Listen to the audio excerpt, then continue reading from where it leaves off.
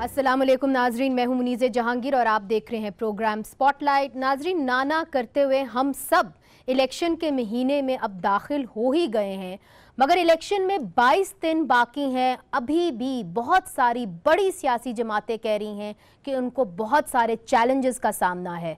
नून league का ये दावा है कि उनको एक अलग किस्म के ही चैलेंज का सामना है। आइए देखते हैं इस पर रिपोर्ट।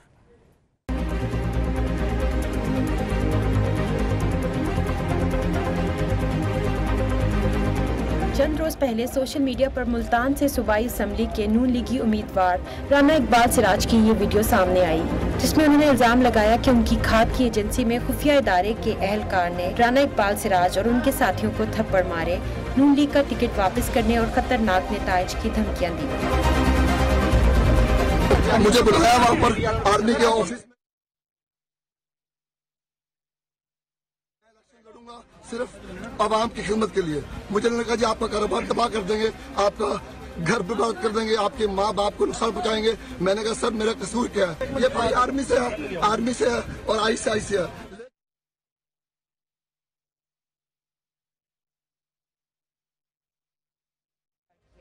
और पहली बार बराह रास्त खुफिया इदारे ISI का नाम लिया। मैं कोई भी बात तस्दीक किए बगैर या तहकीक किए बगैर करने में बिलीव नहीं करता, इसलिए मैंने उनसे बात की और वो वहाँ पे मौजूद थे। उन्होंने मुझे ये कहा कि ISI मुझे बुलाया गया एक से ज्यादा मरतबा और वहाँ मुझे ये कहा गया कि मैं मुस्लिम लीग का टिकट छोड़ दूं और मुस्लिम लीग के टिकट पे मैं इलेक्शन ना लड़ूं तो मेरी जान बचेगी। नवाज शरीफ के बयान के बाद नून लीगी उम्मीदवार राना इकबाल का एक और बयान सामने आया, जिसमें उन्होंने अपने इल्जामात को वापस लिया और कहा कि उनकी खाद एजेंसी पर महकमा ज़राअत के लोग आए थे। नून लीग की रहनुमा मरियम नवाज ने राना इकबाल के बयान वापस लेने पर ये कहा कि क्या हुआ होगा जिसकी वजह से उन्होंने अपना मौक़िफ़ बदला। मैं इस बारे में कुछ नहीं कहना चाहती। इलेक्शन कमीशन ने उम्मीदवारों पर होने वाले तशद्दुद का नोटिस लिया। निगरान वज़ीर आला पंजाब हसन अस्करी के मुताबिक इस सिलसिले में लोकल इंतजामिया को हिदायत जारी कर दी गई है ताकि दोबारा इस किस्म की शिकायत न आए। एक और हैरानकुन बात ये हुई कि 2 रोज पहले 8 नून लीगी उम्मीदवारों ने जनूबी पंजाब से नून लीग के टिकट वापस करके शेर की जगह जीप का निशान आज़ाद हैसियत में हासिल कर लिया। हैरानकुन बात यह है कि नून लीग से नाराज चौधरी निसार, ज़ईम कादरी और पंजाब असम्बली के साबिक डिप्टी स्पीकर शेर अली गोरचानी भी नून लीग का टिकट वापस करके जीप पर जा बैठे। पर नवाज शरीफ ये सवाल कर रहे हैं कि जीप पर बैठे हैं या बिठाया जा रहा है। किसने उनको जो है वो जीप का सिंबल देने पे मजबूर किया और जीप का सिंबल वाले कौन लोग हैं जिनको जीप का निशान अलॉट हो रहा है? ये कौन लोग हैं? मेरे ख्याल है कि इसकी तह तक में भी हमें जाना चाहिए। सोशल मीडिया पर कसूर और सरगोदा में डिस्ट्रिक्ट एंड सेशन जजेस की जानिब से इलेक्शन कमीशन को लिखे गए मुबैना खतूत गर्दिश कर रहे हैं, जिनमें इस बात का नोटिस लेने का कहा गया है कि डिस्ट्रिक्ट रिटर्निंग ऑफिसर्स और रिटर्निंग ऑफिसर्स को शहर के फौजी अफसरान के दफातर में होने वाली मीटिंग्स में बुलाया गया। खत में कहा गया कि इस तरह के तौहीनामेज़ अहकामात आइन की खिलाफ वर्जी हैं, जिसके तहत अदलिया रियासत का आज़ाद और अलग इदारा है। दूसरी तरफ इलेक्शन कमीशन ऑफ पाकिस्तान ने आम इंतखाबात 2018 के लिए बैलेट पेपर्स की छपाई और तरसील पाक फौज की ज़ेर निगरानी करवाने का फैसला किया है। एक मीडिया हाउस की तरफ से खबर आई कि नून लीग इलेक्शन बायकॉट करने जा रही है, लेकिन नून लीग ने इसकी तरदीद कर दी, जबकि नून लीग ये इल्ज़ाम लगा रही है कि उनका असल मुकाबला खलाई मखलूक के साथ है। नाजरीन, सिर्फ नून लीग ही नहीं पर ANP और पीपल्स पार्टी भी नाइंसाफ़ी का ढोल बजा रही है और पाकिस्तान पीपल्स पार्टी बिलावल भुट्टो पर बरसाए गए पत्थरों के पीछे मुखालफीन की साजिश देख रही है। असफंदियार वली साहब क्या कह रहे हैं खैबर पख्तूनख्वा से, आइए दिखाते हैं आपको। यहाँ पे निगरान यहाँ आके बैठे हैं, वो निगरान यहाँ पे आजाद इलेक्शन नहीं कराना चाहते। वो यहाँ पे एक मखसूस पार्टी के लिए लगे हैं। पंजाब में तो अफसरों को सबको खुले लाइन लगाया, यहाँ पे जो PTI के अफसर थे उनको एक जिले से हटा के दूसरे जिले में लगा दिया। क्या आपके हल्के में अब भी ट्रांसफॉर्मर्स आ रहे हैं कि नहीं आ रहे हैं?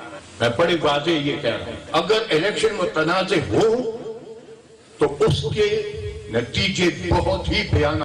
नाजरीन, इस सारे मौज़ूआत पर बात करने के लिए हमारे साथ पाकिस्तान मुस्लिम लीग नून की तर्जुमानी कर रहे हैं सेनेटर जावेद अब्बासी साहब, हमारे साथ स्टूडियोज़ में मौजूद हैं। बहुत शुक्रिया आप तशरीफ़ लाए।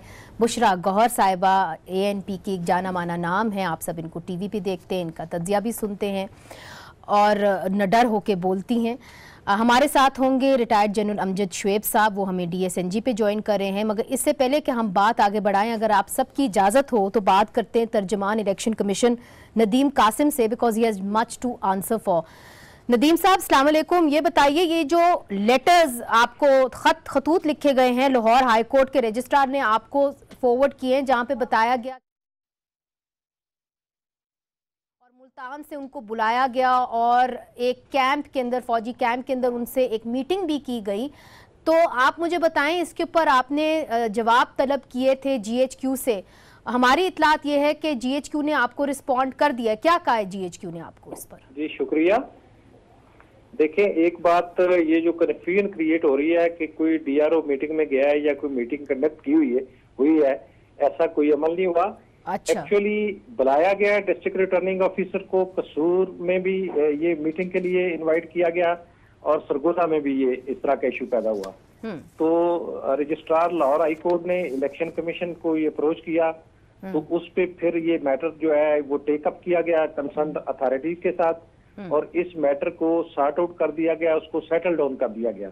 और इसमें ये एक्चुअली कुछ चीजें ऐसी होती हैं जो गलत फहमी की बिना पर भी पैदा हो जाती हैं। तो वो जो जिस तरह की गलतफहमी क्रिएट हो रही थी वो बिल्कुल एट द टाइम उसको खत्म कर दिया गया और इसमें ये चीज क्लियर हो चुकी है कि इलेक्शन का जो कंडक्ट है उसके जितने भी अरेंजमेंट है वो इलेक्शन कमीशन की जानिब से डिस्ट्रिक्ट रिटर्निंग ऑफिसर जो नोटिफाइड हैं वो उनकी ड्यूटी है, उनका काम है इलेक्शन के हवाले से जो भी मीटिंग होगी, जिस तरह भी चीजें होंगी, वो डिस्ट्रिक्ट रिटर्निंग ऑफिसर और रिटर्निंग ऑफिसर। मगर नदीम साहब, चूंकि गलतफहमी हुई है और गलतफहमियों को दूर करना मीडिया का भी काम होता है, लोग इसके ऊपर तशवीश का जो है इजहार करें, ये बताइए कि गलतफहमी थी क्या? उनको बुलाया गया था या नहीं बुलाया गया था?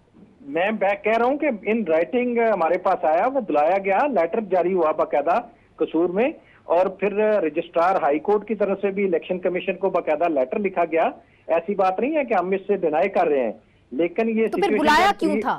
इसलिए चूंकि जो उन्होंने खत लिखा है ना, उसके अंदर उन्होंने कहा है कि the derogatory direction issue to DROs and ROs by above mentioned acting commanding officer to attend the conference at Abdul Majid Axe Camp Kasoor regarding general election cannot be countenanced in view of the above mentioned provisions of the constitution. As on the request of the election commission, this court placed the judicial officers at your disposal for their appointments as DROs and ROs for holding free and fair general elections. तो उन्होंने शिकायत की है? नहीं, इसमें ऐसा नहीं है, कोई ऐसी चीज नहीं है जो, लेकिन मैं वही कह रहा हूँ कि ये गलतफहमी की बिना पे किया गया। इलेक्शन को कंडक्ट करवाना एज ए इलेक्शन कमीशन के रिप्रेजेंटेटिव ये डिस्ट्रिक्ट के अंदर डिस्ट्रिक्ट रिटर्निंग ऑफिसर रहते हैं। ये जितने भी सिविल और मिलिट्री इदारे हैं वो डिस्ट्रिक्ट रिटर्निंग ऑफिसर की हेल्प के लिए वहां पे मौजूद है, उसकी सपोर्ट के लिए वहां पे मौजूद है। तो ये इस तरह की जो मीटिंग्स हैं, जो कोऑर्डिनेशन की मीटिंग है, ये रूटीन मैटर है, कोई नई बात नहीं है कि इस तरह की मीटिंग पहले भी होती है। लेकिन ये मीटिंग कंडक्ट करना, कॉल करना जो है डिस्ट्रिक्ट रिटर्निंग ऑफिसर की जो है वो अथॉरिटी है और इसी चीज को सेटल डाउन किया गया कि नेक्स्ट जो है इस तरह का इशू पैदा नहीं होगा और ये कोऑर्डिनेशन जो है इसको बेहतर बनाया जाएगा, इस कोऑर्डिनेशन को इम्प्रूव किया जाएगा। अच्छा, अगर क्लियर हो जाए तो डिस्ट्रिक्ट रिटर्निंग ऑफिसर और जो रिटर्निंग ऑफिसर हैं फिर वो गए नहीं उस मीटिंग के? नहीं, वो नहीं गए, ना कोई इस तरह की मीटिंग कंडक्ट हुई है, ना कोई ऐसा अमल हुआ है। ठीक है, लेटर लिखा गया, जो ही वो फौरी कमीशन के नॉलेज में ये बात लाई गई तो वो इस मैटर को वहां पे सेटल डाउन किया गया, इसमें कोई ऐसा अमल नहीं है। तो ये क्लैरिटी है। अब इन फ्यूचर जो इलेक्शन का प्रोसेस है उसमें ऐसा कोई दोबारा जो है वो इस तरह का केस सामने इंशाल्लाह नहीं आएगा। ये आप यकीन दहानी हमें करा रहे हैं कि आपको किसी और अदारे ने यकीन दहानी कराई है? देखिए, यकीन मैं कह रहा हूँ कि ये जो कंसर्न अथॉरिटीज हैं, मिलिट्री अथॉरिटीज हैं, इलेक्शन कमीशन है, हाई कोर्ट है, जुडिशरी है, ये तमाम इदारों के अंदर ये चीजें जो है इनको कंसल्टेशन के साथ सेटल डाउन कर दिया गया। ठीक है जी। जावेद अब्बासी साहब, इसकी तहकीकात पाकिस्तान मुस्लिम लीग नून कर रही है कि नहीं कर रही है? बिस्मिल्लाहिर्रहमानिर्रहीम। देखिए, ये जुडिशल ऑफिसर्स हैं जिन्होंने बड़ा कंसर्न शो किया है। होना तो ये चाहिए था इलेक्शन कमीशन भी इस पर एक्शन ले और चीफ जस्टिस ऑफ पाकिस्तान इस पर सो मोटो लेके एक्शन लें और उस पर देखें कि इलेक्शन कमीशन ने तो लिया है ना, उन्होंने ये एक्शन लिया है, बस सेटल क्या कर लिया है, कोई बात हमें पता चली है। नदीम साहब अभी कह रहे हैं कि हमने उनसे कहा कि आइंदा वो आपको नहीं बुलाएंगे। भाई किसी ने बुलाया क्यों है, बुलाने का तरीका क्या क्या है, आपकी क्या वहाँ पहले से एसओपी क्या थी कि किस तरह काम होगा। अब अगर ये ऑफिसर साहबान अगर शिकायत ना लिख के ना करते तो फिर तो इलेक्शन कमीशन ने ये मामला कहीं सेटल ही नहीं होना था और यही मामला चलता रहता। कितने और हैं जो गए होंगे जिन्होंने जरूरत ही नहीं की होगी लिखना लेटर, कुछ ही होते हैं जो जरूरत करके लिखते हैं। तो ये मामला तो ज़रूर इनको बड़े पैमाने पर देखना चाहिए था कि क्यों हुआ ऐसा। अब ये बता रहे हैं कि डिस्ट्रिक्ट में जो हमारा डिस्ट्रिक्ट रिटर्निंग अफसर है वो मीटिंग कॉल करेगा। किस चीज़ की मीटिंग कॉल करेंगे? क्या वो मीटिंग कॉल करेंगे तो सारी एजेंसियों के लोग आके बैठेंगे? यानी हमें पता होना चाहिए कि मीटिंग किस चीज़, लॉ एंड ऑर्डर का मामला है तो लॉ एंड ऑर्डर का मामला तो इनके साथ है ही नहीं है। इनका काम है free and fair election conduct कराने का। अगर लॉ एंड ऑर्डर की मीटिंग होनी है तो वो तो डिस्ट्रिक्ट मजिस्ट्रेट करे, डीसीओ वहाँ डीसी बैठा हो वो करे, या कोई डीपीओ बैठा हुआ है वो करे, या कोई और अफसर जो भी है। ये सिर्फ अगर ये बात कह देना तो मेरा ख्याल है कि ये सारा जो प्रोसेस है इसको मशकूक बना देगा। लिहाजा इस पर सीरियस एक्शन होना चाहिए, देखना चाहिए मीटिंग कॉल, यानी किस चीज कॉल तो हुई है ना मीटिंग, इनको क्यों बुलाया गया है, इन्होंने वहाँ क्या करना था, क्या इनकी वहाँ ट्रेनिंग करानी थी? आपका भी ये ख्याल है जिस तरह ये कह रहे हैं कि इलेक्शन कमीशन को इसकी मजीद तहकीकात करनी चाहिए, ये सवाल करना चाहिए कि मीटिंग बुलाई क्यों? देखिए, सबसे पहले तो इलेक्शन कमीशन ने जो अपनी जिम्मेदारियां हैं वो आउटसोर्स की हुई हैं। तो जब इलेक्शन कमीशन इस तरह अपनी जिम्मेदारियों से अब्डिकेट करती है या आउटसोर्स करती है तो ये कन्फ्यूजन्स तो क्रिएट होंगे। क्या मतलब कि आउटसोर्स की गई है? देखें, आप इलेक्शन कमीशन की लैंग्वेज देखें, वो कहते हैं हमने फ़ौज को बुलाया है, इलेक्शन फ़ौज की निगरानी में होंगे, या ये जो बैलेट पेपर्स हैं वो फ़ौज की निगरानी में होंगे। भाई इलेक्शंस तो इलेक्शन कमीशन कराएगी और उनकी निगरानी में होंगे, बाकी सारे इदारे उनको सपोर्ट करेंगे और उनके लिए एक कोड ऑफ कॉन्डक्ट होना चाहिए। अभी तक इलेक्शन कमीशन ने वो क्लैरिटी नहीं है और ना अपने उसमें इलेक्शन कमीशन तो बस अब एक ऐसे वो रह गया है कि बस पोस्ट ऑफिस है, इधर से उधर चीज़ें भेजती हैं, इधर से उधर। हमने सेनेट के इलेक्शंस में देखा कि कितनी बड़ी धांधलियाँ हुई और पूरा एक वो बलूचिस्तान से लेके इधर तक जो किस्से हुए उस पे, और फिर जो पख्तूनख्वा में सेनेट में सारे बैठ के एक एक पार्टी के हमारे लोगों ने बेचे हैं और इलेक्शन कमीशन कुछ नहीं कर पाई। तो they have to go step forward. जी नदीम साहब, आप दोनों की बातें सुन रहे होंगे, दोनों जमातें यहाँ पे बैठी हुई हैं और बल्कि और पाकिस्तान पीपल्स पार्टी भी ये कह रही है कि आप उस तरीके से तहकीकात नहीं कर रहे। अब इसी केस को अगर हम ले लें तो जावेद अब्बासी साहब कहते हैं आप ये तो पता कराएं कि उन्होंने मीटिंग बुलाई तो किस लिए बुलाई, और जिस तरह बुशरा गौहर साहिबा कह रही हैं कि कम अज़ कम आप ओनरशिप तो लें इस इलेक्शन की, ये तो ना कहें कि जी ये फौज की निगरान में हो रहा है। ये देखें, ऑनरशिप इलेक्शन कमीशन की है, फौज की निगरानी में का मतलब ये नहीं है कि वो फौज इलेक्शन कंडक्ट करवाने जा रही है। फौज का काम है असिस्टेंट प्रोवाइड करना, और आर्टिकल 220 के तहत इलेक्शन कमीशन ने जो है सिक्योरिटी के लिए फौज को तलब किया। और प्रिंटिंग प्रेस को भी अगर आप देखें तो वहां पे बैलेट पेपर की प्रिंटिंग जो है वो प्रिंटिंग प्रेसेस पे सिक्योरिटी की ड्यूटी जो है वो फौज सारे अंजाम दे रही है। दूसरा, जितना भी प्रिंटिंग का काम है वो इलेक्शन कमीशन खुद कर रहा है, वहां पे इलेक्शन कमीशन के लोग मौजूद हैं और सारा प्रिंटिंग का अमल, उसकी ट्रांसपोर्टेशन, जहां जहां पे सिक्योरिटी के मामला होंगे वहां पे मिलिट्री की सर्विसेज यूटिलाइज की जाएंगी। तो जहां तक दूसरा जो गौर साहब बात कर रहे थे कि डिस्ट्रिक्ट रिटर्निंग ऑफिसर किस तरह की मीटिंग में, डिस्ट्रिक्ट रिटर्निंग ऑफिसर की ये ड्यूटी है कि वो डिस्ट्रिक्ट के अंदर जो फ्री, फेयर और ट्रांसपेरेंट इलेक्शन कंडक्ट करवाने के लिए वो डिस्ट्रिक्ट एडमिनिस्ट्रेशन को भी बुलाएगा, डिस्ट्रिक्ट की लॉ एनफोर्समेंट एजेंसी से भी मीटिंग करेगा। सवाल जो आपसे कर रहे हैं ना, कता कलामी माफ, वहाँ पे डिस्प्यूट होंगे उनसे भी वो मीटिंग करेंगे। तो नदीम साहब, मैं क्लैरिटी चाह रही हूँ, इसलिए चूंकि इलेक्शन कमीशन जो है इसके ऊपर यकीनन बहुत एक टफ ये जॉब है, मैं आपसे हमदर्दी रखती हूँ, मगर ये बताइए कि जो उन्होंने जो सवाल किया है कि आपने उनसे पूछा कि जी उनको बुलाया क्यों गया था?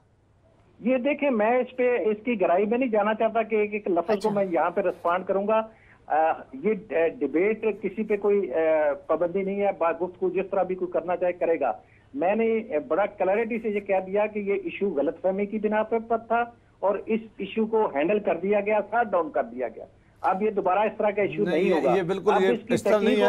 ये खुद कह रहे हैं, ये खुद अपनी बात पे अभी कह रहे हैं कि ये लेटर हमें मिले। गलतफहमी होती थी, इसका मतलब ये तो गलत लेटर गलत लिखे, या तो इन ऑफिसर ने अगर झूठे लेटर लिखे तो इनके खिलाफ एक्शन होना चाहिए। अगर ये कहते हैं कि लेटर जरूर लिखे गए, हमें रिसीव हुए, गलतफहमी तो नहीं हुई है ना।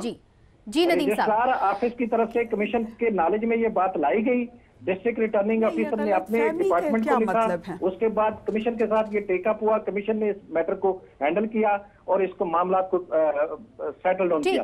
तो ये कहना कि अब इन्वेस्टिगेशन होगी कि क्यों बुलाया, किस तरह बुलाया, क्या जरूरत थी, तो ये मेरा ख्याल इस पे मेरा रिस्पॉन्ड करना। इन्वेस्टिगेशन होगी आप ये कह रहे हैं?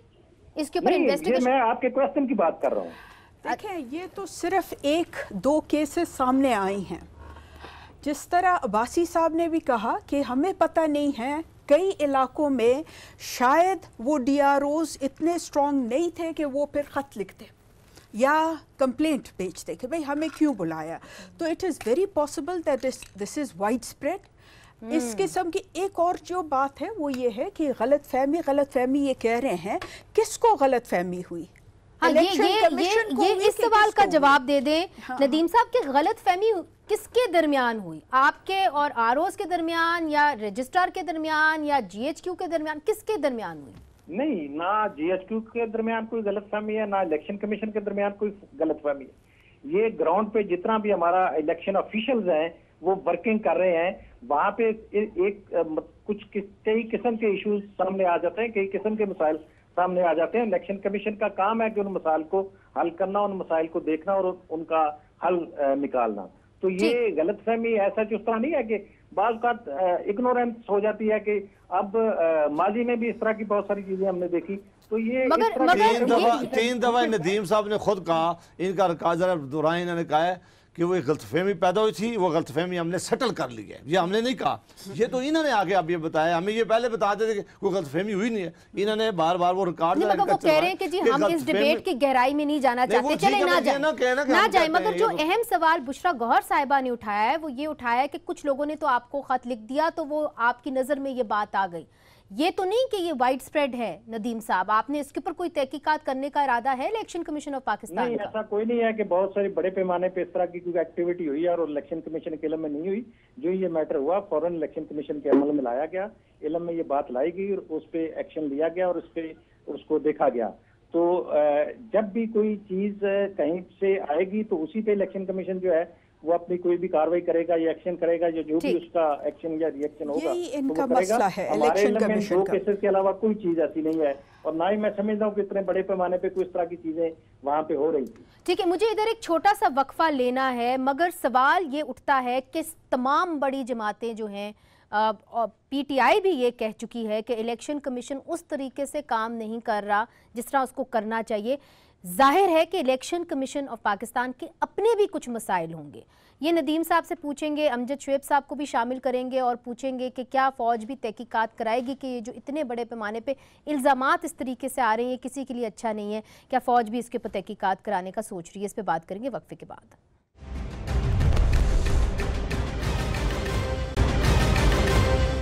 वेलकम बैक नाजरीन। इस वक्त हमें ज्वाइन किया है अयाज लतीफ़ पलेजो ने, कौमी अवामी तहरीक के ये हैं लीडर हैं और ग्रैंड डेमोक्रेटिक अलायंस का हिस्सा हैं। आप भी कहते रहे हैं कि सिंध के अंदर जिस तरीके से पंजाब के अंदर तब्दीली हो रही है ब्यूरोक्रेसी की, उस तरीके से निगरान सेटअप के अंदर वो तब्दीलियां सिंध के अंदर नज़र नहीं आ रही हैं और आपने कहा है कि ये बहुत बड़ा निशान हो जाएगा, क्रेडिबिलिटी का एक मामला हो जाएगा इलेक्शन कमीशन ऑफ पाकिस्तान के लिए। क्यों याद साहब? देखिए जी, बिल्कुल इशू ये था कि जिस तरह अस्करी साहब जैसे लोग या KPK में जो निगरान हुकूमत आई, उन्होंने क्या किया कि इंट्रा प्रोविंशियल ट्रांसफर्स और पोस्टिंग्स हुई, यानी दूसरे सूबों से पंजाब से KPK में गए, KPK से पंजाब में गए। मगर सिंध में ये किया गया कि जो थरपारकर का डिस्ट्रिक्ट का SSP था उसको सांगड़ भिजवा दिया, जो दादू का था लाड़काना चला गया। अब उसकी 10 साल एफिलिएशन पीपल्स पार्टी के साथ थी, उस SSP की और DC की। अब वो एक जिले से दूसरे जिले में जाएगा तब भी पिछले जिले के पीपल्स पार्टी के लीडर के जरिए वो मैनेज होगा। इसलिए मैंने प्रेस कॉन्फ्रेंस की, उस प्रेस कॉन्फ्रेंस के दौरान मुझे चीफ मिनिस्टर फजलुर रहमान साहब ने फोन किया प्रेस कॉन्फ्रेंस के दौरान, और प्रेस कॉन्फ्रेंस के दौरान ही मुझे IG सलीमी साहब ने फोन किया। मैंने उन दोनों साहबान को कहा कि आप इस किस्म के जो ट्रांसफर पोस्टिंग कर रहे हैं उसका वो एविडेंस है इस बात का कि पीपुल्स पार्टी को सपोर्ट की जा रही है। अच्छा, और मैंने उन्होंने ये भी कहा कि देखिए जो प्रोटोकॉल दिया हुआ है आपने 300-400 पुलिस के सिपाहियों का पीपुल्स पार्टी के एक्स मिनिस्टर्स को, ये भी ये बात बता रहा है, लोगों को मैसेज ये जा रहा है कि पीपुल्स पार्टी को अभी तक मोबाइल पुलिस और एम्बुलेंस का गार्ड्स का प्रोटेक्शन हासिल है। मगर यार साहब let's be fair, Bilawal Bhutto के पलियारी में उसके बावजूद भी पथराव हो जाता है। Now let me bring in Bushra साहिबा, असफंदियार वली साहब की भी यही शिकायत है, वो भी यही कह रहे हैं। तो क्या बिल्कुल तबादले नहीं हो रहे ब्यूरोक्रेसी के अंदर जिस तरह पंजाब में हो रहे हैं? आपकी क्या शिकायत है? असफंदियार खान ने तो बहुत क्लियरली कहा है कि वो भी एक ज़िले से दूसरे ज़िले ले जा रहे हैं और ऐसे एक ही पॉलिटिकल पार्टी को सपोर्ट करने के लिए सारा कुछ हो रहा है। अब इधर भी हमें समझ नहीं आती कि इलेक्शन कमीशन कहाँ है। इलेक्शन कमीशन ने रिटर्न भेजा है कि ये कंप्लेंट है हमारी और ये किस काम हो रहा है कि एक ज़िले से दूसरे ज़िले पे ऐसे लोगों को लेके जा रहे हैं सो दैट एक ही पार्टी को बेनिफिट किया जाए। तो हमें तो अभी तक जवाब इलेक्शन कमीशन का नहीं आया, तो इलेक्शन कमीशन से ले लेते हैं जवाब। अयाज साहब जस्ट वेरी क्विकली, क्या आपने भी इलेक्शन कमीशन और पाकिस्तान को लिखा है इसके बारे में? न सिर्फ लिखा है बल्कि हमारा डेलीगेशन मिला है, और न सिर्फ पुलिस ऑफिसर बल्कि हमने उनको कहा है कि AROs भी मैनेज हो रहे हैं। अभी साकिब निसार साहब ने कहा था कि AROs की शिकायत तो हमें बताएं। अच्छा नदीम साहब आपकी जानिब आऊंगी। देखिए ये बताइए कि जो आपके पास रिटर्न एक कंप्लेंट्स आई हैं उसका आप क्या करेंगे? अयाज साहब तो कह रहे हैं डेलीगेशन आपको आके मिला है, और मैं समझती हूँ कि केयर टेकर सेटअप ही कर सकता है, निगरान हुकूमत ही तबादले कर सकती है, मगर फिर भी इलेक्शन कमीशन ऑफ पाकिस्तान का काम है कि आप फ्री फेयर इलेक्शंस देखें। देखिए जो जहां तक तो कंप्लेंट का तल्लक है, जो भी कंप्लेंट इलेक्शन कमीशन के पास आएगी उस पर जरूर इलेक्शन कमीशन देखेगा भी, उस पर जो मुनासिब ऑर्डर होंगे वो ऑर्डर भी किए जाएंगे। लेकिन मैं एक बात को क्लियर करता जाऊं कि ये जो केयर टेकर सेटअप है जी, इसका आइन और कानून के मुताबिक एक तरीकाकार है, उसके मुताबिक ये केयर टेकर सेटअप लाया गया, और उसके बाद पोस्टिंग ट्रांसफर करना इलेक्शन कमीशन का वर्क नहीं है। पोस्टिंग ट्रांसफर की जो प्रपोजल केयर टेकर सेटअप देगा उनकी अप्रूवल देना इलेक्शन कमीशन का काम है। तो आप अगर देखें जितनी भी पोस्टिंग ट्रांसफर हुई है, किसी एक आदमी को भी इलेक्शन कमीशन ने नहीं कहा कि इसको इधर लगाएं या इसको इधर लगाएं या इसको इधर लगाएं, क्योंकि केयर टेकर गवर्नमेंट जो है उसका काम ही इलेक्शन कंडक्ट करवाने के लिए वो आए हैं, और उन्होंने जो जितनी भी posting transfer transparent election, free और फेयर ट्रांसपेरेंट इलेक्शन के लिए प्रपोज की है, उनको अप्रूवल देना जो है इलेक्शन एक्ट 2017 के मुताबिक इलेक्शन कमीशन का काम है, और वो जो प्रपोजल आती है वो इलेक्शन कमीशन। ठीक है, तो तबादले कराना आपका काम नहीं है, तो फेयर इनफ जावेद अब्बासी साहब, फेयर इनफ। ये जो नदीम साहब ने बात सुना जाएगा और उस पर डिसीजन भी दिया जाएगा। ये नदीम साहब ने जो बात की ये बिल्कुल ठीक है कि जो लॉ है उसमें यही था, लॉ में ये था कि अगर कोई ट्रांसफर पोस्टिंग करेंगे तो इससे अप्रूवल लेंगे या शिकायत कोई आ जाए कि किसी अफीसर के खिलाफ कोई शिकायत आ जाए। बट बड़ी बदकिस्मती यहाँ हो गई है कि जहाँ सारी चीज़ें हमने सियासी बना दी हैं वहाँ ब्यूरोक्रेसी को भी सियासी बना दिया गया है, वहाँ हर एक अफीसर को भी बना दिया गया है। मैं कहता हूँ कि सेटअप में ज़रा ये सोचना चाहिए कि अगर कोई एक सूबे की ब्यूरोक्रेसी है तो आप कहाँ से सारे सूबे की ब्यूरोक्रेसी को चेंज करके कहाँ लेके जाएंगे? अब ये क्यों आपने ये डिटरमिन कर लिया है, जो केयर टेकर आए इन्होंने डिटरमिन कर लिया एकदम कि सारे जो लोग हैं वो किसी न किसी मामले पर इन्वॉल्व हैं। अगर तो कोई किसी पार्टी किसी अफीसर पर वाकई करती है कि जी ये अफीसर है, ये इस मामले में शामिल है, ये शामिल होगा, उसको तो आप ये जरूर करें, उसको लेकिन अब मैंने आपको देखा इन्होंने सारे फेडरल सेक्रेटरी चेंज किए, एक सेक्टर वाटर एंड पावर से चेंज करके इन्होंने लगा दिया है इन्फॉर्मेशन में, तो क्या फर्क पड़ जाएगा? वो सारे फेडरल सेक्रेटरी तो वो उधर ही बैठे हुए ना।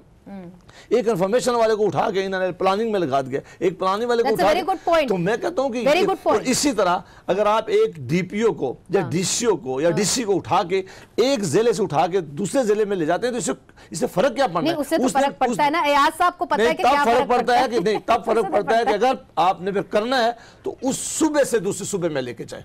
अगर उन्होंने अपने सूबे में रहना है तो फिर तो इन्फ्लुएंस उनका इतना ही, एक डिस्ट्रिक्ट में अगर इन्फ्लुएंस करेंगे तो दूसरे में भी वो इन्फ्लुएंस करेंगे। साहब इस पे आप कुछ कहना चाह रहे थे? देखिए मैं ये कहना चाह रहा था कि पहली बात तो ये कि जो डीसीओ और डीपीओ हैं वो सिंध की सिचुएशन पंजाब और केपी के से डिफरेंट है। वहाँ 10 साल से एक बादशाहत कायम है, उस बादशाहत के कहने पे आरएसएसपी और डीसी चलता है।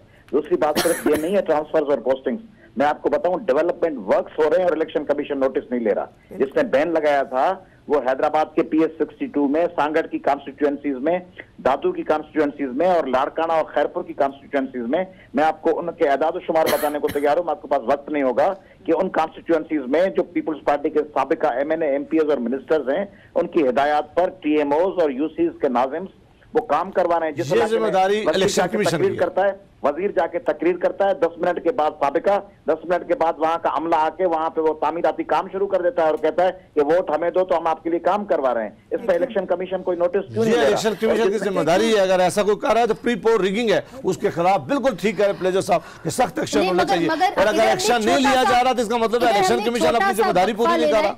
मगर आपने प्री पोल रिगिंग की बात की, यही प्री पोल रिगिंग की बात पाकिस्तान मुस्लिम लीग नून नाजरीन कर चुकी है, ANP कर चुकी है, पाकिस्तान पीपल्स पार्टी भी एक हद तक कर चुकी है। अगर इतना सब कह रहे हैं प्री पोल रिगिंग, तो इलेक्शंस के बाद क्या होगा? अगर नापसंदीदा रिजल्ट्स आए तो फिर क्या होगा? और जरदारी साहब आज भी कह चुके हैं कि मुझे लगता है कि इलेक्शंस के बाद मामला सही नहीं होंगे और सियासी इस्तेकाम नहीं आ पाएगा। ये जरदारी साहब क्यों कह रहे हैं, इस पे बात करेंगे एक वक्फे के बाद।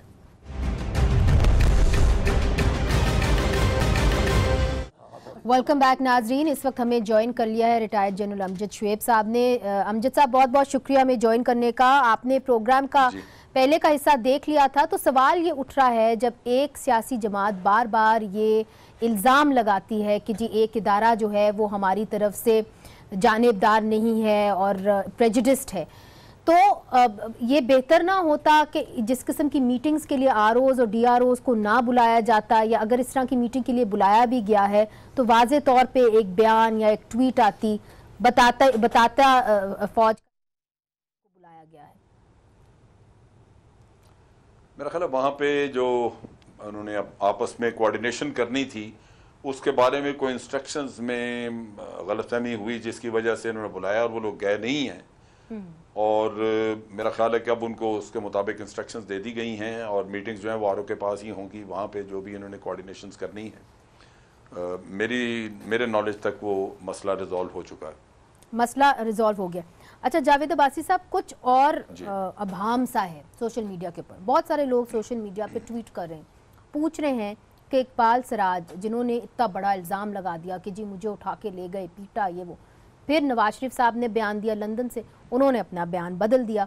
अचानक आपके 11 उम्मीदवार जो थे जिनको नून लीग का टिकट इशू हुआ था, उन्होंने अपना टिकट वापस किया और जीप का टिकट यानी इंडिपेंडेंट टिकट ले लिया, जिसके चौधरी निसार साहब ने भी लिया हुआ है।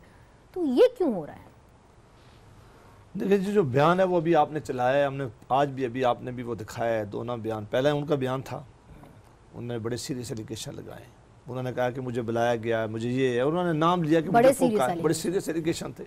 ज़ाहिर है जब कोई पार्टी का आदमी और जो आदमी इलेक्शन लड़ रहा हो और मीडिया पे आके कहे, हमने तो नहीं उसने कहा कि ये मेरे साथ हुआ है और मुझे ये भी कहा गया है कि छोड़, यकीनन बाद में उसका ये बयान भी ज़रूर आया कि वो एग्रीकल्चर के अफसर थे। अब किस तरह मान ले कि इसको पहले नहीं पता था कि ये एग्रीकल्चर के अफसर आए हैं, ये ज़राअत के अफसर हैं। पहले झूठ बोल रहे थे, अब सच बोल रहे हैं। ये बात आपकी बिल्कुल ठीक है कि ये भी इनकी भी पूरी देखनी चाहिए कि क्या ऐसा इन्होंने ऐसा पहले अगर इतना इल्ज़ाम लगाया तो ये खड़े रहना चाहिए था अपने इल्ज़ाम बात पे। नहीं तो मियां नवाज शरीफ साहब को ये पहले तहकीकात करनी चाहिए थी ना, फटाफट बयान थोड़ी दे देना चाहिए। तहकीकात क्या करते, उन्होंने तो तहकीकात की कि जब उन्होंने कहा कि मैंने खुद उनसे बात की कि आपके साथ ऐसा मामला हुआ है, बस मैं तहकीकात यही कर सकता हूँ कि मुझे खबर मिले, अब कि मैं आपका चैनल रहूँ और आपकी खबर मिले और आप उस खबर को खुद बयान कर रही हूँ, फिर भी मैं आपको फ़ोन करूं और आपसे पूछूं कि जी जो अभी आपने बयान दिया है क्या ये हकीकत यही है, और आप कहें हाँ बिल्कुल यही था, मेरे साथ ऐसा हुआ है, तो यही आप तहकीकात कर सकती हो। तो तहकीकात उस वक्त तक तो वो तो डिटरमिन रहे हैं कि हमारे साथ हुआ है, उन्होंने मीडिया पे आके बात की है। तो जाहिर है ये बड़ा अफसोसनाक मौका था कि अगर इस तरह का कोई काम कोई एजेंसी करती है, मुझे यकीन है कि अगर कोई करती है तो देखें हम सब क्या चाहते हैं, हम ये चाहते हैं कि इस मुल्क में फ्री एंड फेयर इलेक्शन हो, इस इलेक्शन के ऊपर कोई अंगली ना उठाए। हम सारे लोग इस प्रोसेस में अब एंटर हो चुके हैं, सारी जमातें, मैं इसमें कुछ ऐड करूंगा। अगर फ्री एंड फेयर इलेक्शन हो जाए तो ये पाकिस्तान के लिए बहुत अच्छा है, ये पाकिस्तान के लिए बड़ी बेहतरी है। लेकिन आज जिस तरह तमाम सियासी जमातें इस इलेक्शन के बारे में बातें कर रही हैं, मेरा नहीं ख्याल कि पहले किसी इलेक्शन के बारे में शुरू में इस तरह के यानी सीरियस रिजर्वेशन हो। मगर जावेद अब्बासी साहब, मेरा बुशरा साहिबा आपसे भी एक सवाल है, क्या ये सियासी पार्टीज का फेलियर नहीं है कि जिसको आप कहते हैं जमहूर पसंद सियासी पार्टियां, वो इकट्ठे मिल के कोई कंसेंसस बना ही नहीं पाई, कोई नैरेटिव बना ही नहीं पाई? देखें, सबसे पहले तो कंसर्निंग बात ये ज़रूर है, देखें मीडिया को खामोश किया गया है, कंट्रोल किया गया है, मीडिया उस तरह से बात और क्वेश्चंस नहीं उठा सकती। इसी तरह पॉलिटिकल पार्टीज़ को मेरे ख्याल में पहली दफ़ा माइक्रो मैनेज किया गया है, खामोश किया गया है, एक एक बंदे को थ्रेटन और लॉलीपॉप्स के ज़रिए से। अब अगर इस किस्म की बात हो तो एक तो मेरी नज़र में फ्री एंड फेयर की बात तो चली गई, लेवल प्लेइंग फील्ड की बात चली गई है। लगता तो ऐसे है कि प्लानिंग हो चुकी है और 25 को सिर्फ अनाउंस करना है कि रिज़ल्ट्स क्या हैं। ठीक है, पहले से सबके साथ मामलात जो बातें आ रही हैं, ये मैं इसीलिए कह रही हूँ कि Election Commission needs to take proactive, इनको पावर्स भी मिले हुए हैं। आपने दो बड़ी अहम बातें की हैं। जनरल साहब, अमजद शुएब साहब, ये बताइए कि उनका ये कह देना बुशरा गौहर साहिबा का कि सिर्फ 25 जुलाई को अनाउंसमेंट होनी है, प्लानिंग हो गई है, ये इंजीनियर्ड है। बुशरा बहन, इनके पास कोई इंफॉर्मेशन होगी कुछ ऐसी, मैं नहीं जानता। एक चीज़ जो अब्बासी साहब बात कर रहे थे जावेद, मैं उससे इत्तफाक करता हूँ कि हमारी ज़रूरत ये है कि गैर मुतनाज़ा, ट्रांसपेरेंट और फेयर इलेक्शन हों। वो कैसे होंगे? ताकि उंगलियां न उठें। और पिछली दफ़ा भी आपको याद है कि जब इलेक्शंस के ऊपर उंगलियां उठी जब, तो बड़ा वो धरने और ये वो किस्सा वो आज दिन तक रटे जाते हैं। मेरी गुजारिश ये है कि मुस्लिम लीग नून को चाहिए कि वो ताज इकबाल, जो वहाँ पे इकबाल सराज जो शख्स जिसने ये इल्ज़ाम लगाया, उसको बुला के उससे तफसील ले लें, और अगर ये मुतमईन हों, कन्विंस्ड हों कि वाकई उसके साथ ये हुआ है, तो उनको लिख के एक शिकायत इलेक्शन कमीशन ऑफ पाकिस्तान को देनी चाहिए ताकि उसकी तहकीकात इलेक्शन कमीशन करवाए। मगर मुझे ये पता है कि जीएसटी ने ऑलरेडी उसकी, नून लीग की जो टिकट होल्डर्स हैं 11 के 11 आखिरी दिन के ऊपर वो अपना टिकट वापस करते हुए जीप का ले लेते हैं, तो ताज्जुब की बात। देखिए, मैं एक चीज बताऊं, नहीं ताज्जुब आपको होगा, मुझे नहीं, इसलिए कि चौधरी निसार बड़े अरसे से कहते रहे हैं कि मुझे बहुत सारे लोग ज्वाइन करना चाहते हैं, मुझे मगर आखिरी दिन पे क्यों किया ना? वो ज्वाइन करना चाहते हैं। अब उस एक चीज कंस्टिट्यूएंसी के अंदर अब नून लीग अपना कोई बंदा भी नहीं खड़ा कर सकती। मुझे ये भी बताएं ना, मैं जरा बात कर लूं मनीज़ा। एक चीज जो समझने की है वो ये है कि इनको तो पूरे लोग भी नहीं मिल रहे इलेक्शन के लिए, सब जगहों पे खड़ा करने के लिए, इलेक्शन के लिए इनके पास कैंडिडेट्स नहीं है। ये भी चीज समझें। एक पार्टी है जो इस वक्त मुश्किल, हमारी सियासत में बहुत बड़ी एक गंदगी है कि लोग हवा का रुख देखते हैं। क्या ये पहली दफा लोगों ने पार्टी बदली है? क्या पिछली दफा? ये बात आपकी सही है, पहली दफा नहीं बदली, ये बात आपकी बिल्कुल सही। 60-70 लोग नहीं गए थे। वो लोग जो परवेज मुशर्रफ को कहा करते थे कि तू हमारा बाप है, तू भाई है, तू ये, वो तक अमीर मुकाम आप देखें, वो उधर राइट हैंड था, इधर आके राइट हैंड बन गया। जाहिद अहमद था जिसने इमरजेंसी का वो सारा ड्राफ्ट करके तो इमरजेंसी लगवाई मुशर्रफ से, वो आगे इनका वजीर बन के बैठ गया। नहीं, तो आपकी बात जिसको जो जरूरत होती है करता है कि आप इधर से उधर हो। नहीं, आपको कुछ कह रही है बुशरा साहिबा जी, बुशरा साहिबा की बात करें। देखें जी, क्यू का तो आप सब ने एक्सेप्ट कर लिया कि वो किसने बनाई थी और फिर किस तरह लोगों को तोड़ तोड़ के भेजा गया।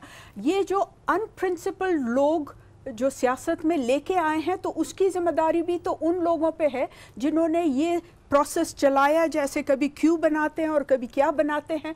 और अभी तो पार्किंग लॉट जो लोटों की है, तो वो तो पीटीआई को बनाया हुआ है। और अब ये इंडिपेंडेंस का नया गेम शुरू किया हुआ है कि थ्रू द इंडिपेंडेंस आप इन्फ्लुएंस करते हो पूरी सियासत को। हमने सेनेट में देख लिया है, तो ये तो अब ऑन रिकॉर्ड है। मुशर्रफ ने खुद भी कहा है कि हमने क्यू बनाई थी।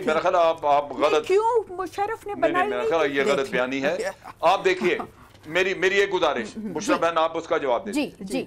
नून लीग के 3-4 लोगों ने नून लीग के चौधरी सरवर को वोट दिया सेनेट में, और हमारी वो उस्मा बुखारी बहन वो बेचारी रो पड़ी कि इन्होंने क्या किया। क्या पार्टी ने उनके खिलाफ कोई एक्शन लिया है? नहीं, अमजद साहब देखिए, अपने अंदर ये लोग हैं, पॉलिटिकल पार्टीज का बहुत सारा फेलियर है। मगर चूंकि मेरा आखिरी मिनट रह गया है, तो मैं चाहती हूँ नदीम कासिम साहब भी अपनी बात कर दें। जी, जरदारी साहब ओपनली कह रहे हैं कि सियासी इस्तेकाम नहीं आ पाएगा इलेक्शंस के बाद। आप चूंकि इलेक्शन कमीशन को आप करते हैं रिप्रेजेंट, तो आपको क्या लग रहा है कि वाकई में ये इलेक्शन इतना मुतनाज़ हो गया है कि आखिर में बड़ी सियासी जमातें इसको एक्सेप्ट नहीं करेंगी रिजल्ट को? ये देखिए, इस सवाल का जवाब शायद मैं ना दे पाऊं और ना ही मैं दे सकता हूं, क्योंकि ये जो आपके साथ मेरे मौजूद पार्टिसिपेंट्स हैं, ये इस पे बहुत मुझसे बेहतर रिस्पांस आप क्या कहना चाहेंगे? मेरे आखिरी सेकंड रह गया। इलेक्शन कमीशन जो है हर वो कदम उठाएगा, हर वो चीज करेगा जो एक फ्री, फेयर और ट्रांसपेरेंट इलेक्शन के लिए जरूरी होगा। ये इलेक्शनरिंग जो है ये एक बहुत बड़ा प्रोसेस है, इसमें कम्युनिटी मोबिलाइज होती है। ठीक, मेरा वक्त बहुत ही कम रह गया है। I am really sorry Nadeem Qasim साहब, मेरा वक्त बहुत कम रह गया। जावेद साहब, लास्ट कमेंट, क्या आप भी जरदारी साहब के तरह समझते हैं कि सियासी इस्तेकाम नहीं आएगा इलेक्शन के बाद? बिल्कुल, मैं तो अब तो मुझे बिल्कुल यकीन हो गया है कि जिस तरह चीज़ें जा रही है, एक तो मुझे ये लग रहा है कि अगर ये अभी चीज़ें सख्ती से ना रोकी गई तो ये इलेक्शन का सारा प्रोसेस जो आगे जाके डिस्प्यूटेड हो जाएगा।